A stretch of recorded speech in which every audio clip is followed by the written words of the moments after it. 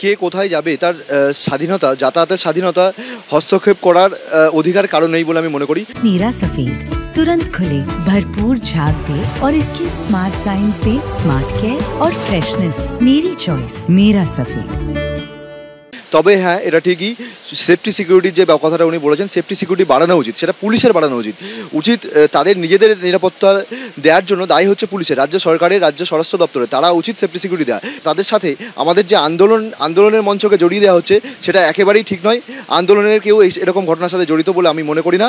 আমরা 9 দিন হয়ে গেল এইখানে দিনের পর দিন ঝড় বৃষ্টি রোদ উপেক্ষা করে আমরা শুয়ে আছি। বিদেশ ভ্রমণের যে কথা বলেছেন এটা অত্যন্ত আমি ধিক্কার জানাই, এবং এটা আমার মনে হয় উনি এই বক্তব্যের সাফাই ব্যাখ্যা করবেন, উপযুক্ত ব্যাখ্যা দেবেন। লাভলি মৈত্র থেকে কাঞ্চন মল্লিক থেকে শুরু করে সৌগত রায় কিংবা মন্ত্রী স্বপন দেবনাথ, একের পর এক যেভাবে জুনিয়র চিকিৎসকদের এবং আন্দোলনকারীদের নিশানা করা হচ্ছে শাসক দলের তরফ থেকে, কুরুচিকর ভাষায় আক্রমণ করা হচ্ছে। কি বলেছেন পরমব্রত চট্টোপাধ্যায় দেখুন। আসলে যখনই কোনো গণ আন্দোলন হয়, বিশেষ করে সেটা যখন সাধারণ মানুষ করে এবং তাদের নিজেদের গায়ে সরাসরি রাজনৈতিক দল যখন রং যখন লাগতে না দেয়, তাদের নিজেদের মধ্যে তাদের আলাদা আলাদা রাজনৈতিক অভিমত থাকতেই পারে, কিন্তু সরাসরি কোনো রাজনৈতিক ছাতার তলায় না এসে যখন একটা বড় জনগোষ্ঠী আন্দোলন করে এবং সেই আন্দোলন যখন তাদের সফল হতে থাকে, তখন শাসক বিরোধী সকলে চেষ্টা করে সেই আন্দোলনটাকে ডিসক্রেডিট করতে।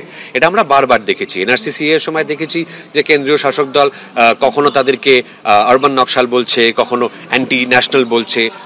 আমরা কৃষক আন্দোলনের সময় দেখেছি যে কৃষক আন্দোলনের এটা আভ্যন্তরীণ বিষয়, বাইরের লোকে কেন কথা বলছে এটা নিয়ে, বা কৃষকরা কি গাড়ি করে আন্দোলন করতে আসছে সেটার ছবি দিয়ে কেন্দ্রীয় শাসক দলের লোকেরা পোস্ট করছিলেন।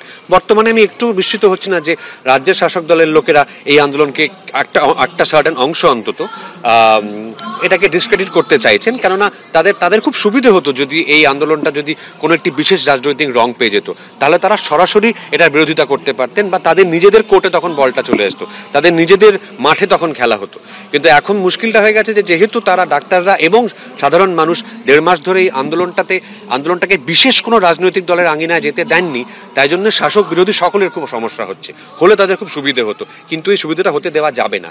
এটা সৌগতবাবু যদি মন খারাপ করেন তাতে কিছু করার নেই, বা স্বপনবাবু যদি তাতে মন খারাপ করেন তাতেও কিছু করার নেই, শুভেন্দুবাবুর মন খারাপ হলেও কিছু করার নেই। কিন্তু এই আন্দোলনটা কিন্তু এরকমই থাকবে, এবং এই চেহারাটা এই রাজনৈতিক আঙ্গিনায় না যাওয়া মানুষের আন্দোলনটা, ডাক্তার হোক বা সাধারণ মানুষের, এটা কিন্তু আজীবন মনে থেকে যাবে মানুষের। আমার এলাকাতে আমি দেখেছি একটি দোকানে রাত্রিবেলা মেয়েরা মদ খেত, যার নাম হচ্ছে বিকাশের ঘর। আমি খবরটা পাওয়ার পর আমি 2 দিন পর রাত্রিবেলায় গেছি যে কোন মেয়েরা হোটেলে মদ খেতে যায় বা দেখা যায়। আমি হোটেলওয়ালাকে বলে এসেছি এখন থেকে কোনো মহিলাই হোটেলে মদ খেতে যাওয়া যায়। এটাও তো আমাকে দেখতে হবে, তাহলে ওই মহিলারা যদি মদ খেতে যায়, যদি কোনো অঘটন ঘটে যায় তখন কি হয়, সেখানে আমাদের পাহারা দিতে হচ্ছে, এটাও তো করতে হচ্ছে। একটা ঘটনার কথা বলি, এই বৃষ্টির সময় কালকে রাত্রিবেলাতে একটি জায়গাতে 2টি ছেলে 1টি মেয়ে, রাত তখন 2টো, সে দেখা যাচ্ছে দুজন ওখানে মানে বিয়ার খাচ্ছে। যথারীতি পুলিশকে জানা হলো, বাবা মাকে ফোন করা হলো যে রাত 2টোর সময় আপনার মেয়ে কোন রাত জাগো আন্দোলনে গেছে। পুলিশ এসে তুলে নিয়ে গেল। এবার কি করবো বলুন, যে আমাদের ছেলেরা যদি না পাহারা দিত, তাহলে ওই মদ্য অবস্থায় মেয়েটা যদি কিছু হয়ে যেত, তাহলে তখন তো আবার দায়িত্ব আমাদের করতো লোকে। আন্দোলনে মোমবাতি জ্বালান, মিছিল করুন, যাই করুন তাই করুন, কিন্তু অনেক জায়গায় যখন যায় তখন আপনি খোঁজ করবেন আপনার মেয়ে কোথায় গেল। শেষে কিছু হলে দায়িত্ব এসে আমাদের ঘরে চাপছে। কোনো অসুবিধা হচ্ছে নাকি দেখতে পাচ্ছেন না আপনারা?